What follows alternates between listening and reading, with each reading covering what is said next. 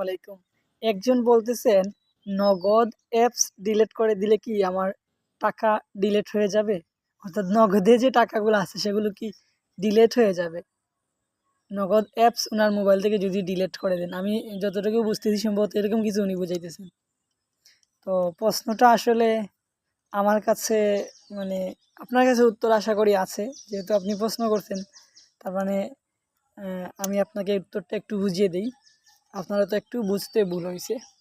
সেটা হচ্ছে আপনি মোবাইল থেকে বা যেখান থেকেই কাটুন আপনার অ্যাপসটি, আপনার টাকা কেটে যাওয়ার কোনো অপশন নাই। তবে হ্যাঁ, যদি আপনি কোনো ক্রমে আপনার নগদ অ্যাকাউন্টটি পার্মানেন্টলি ডিলিট করে দেন, তখন হয়তো আপনার টাকাগুলো কেটে যেতে পারে। অন্যথায় আপনার ১ টাকাও নগদ থেকে কাটার কোনো কথা না। আশা করি আপনার উত্তরটা পেয়েছেন। ধন্যবাদ।